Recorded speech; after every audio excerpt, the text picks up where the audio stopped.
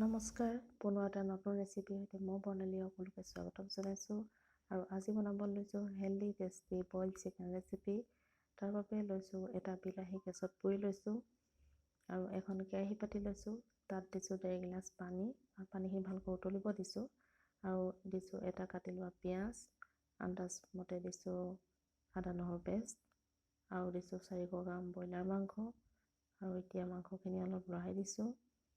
এতিয়া দিছোঁ এটা কাটি লোৱা জলকীয়া আৰু দিছোঁ এটা কাটি লোৱা আলু।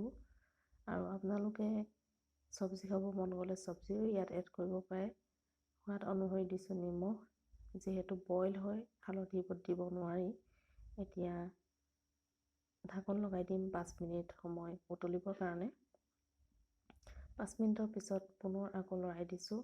আৰু এই সময়তে কেমেৰাটো ওচৰত লওঁতে কেমেৰা লেন্সখনত ধোঁৱা লাগি অলপ ধোঁৱা হৈছে ভিডিঅ'বোৰ। এতিয়া আকৌ 5 মিনিট সময় উতলিব দিছোঁ।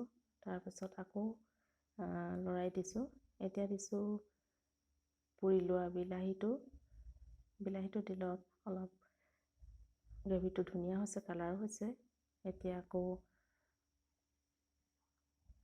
দিছোঁ কাটি লোৱা ধনিয়া। আপোনালোকে মান ধনিয়া থাকিলে মান ধনিয়াও দিব পাৰে।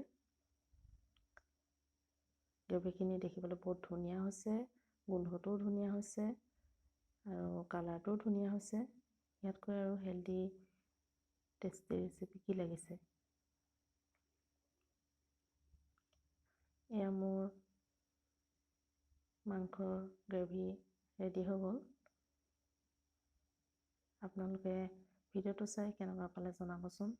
আৰু ভিডিঅ'টো লাইক কৰিব, কমেণ্ট কৰিব, লগৰ বন্ধুসকলৰ লগত শ্বেয়াৰ কৰিব আৰু চেনেলটো ছাবস্ক্ৰাইব কৰি দিব। আৰু ভিডিঅ'টো চোৱাৰ বাবে ধন্যবাদ।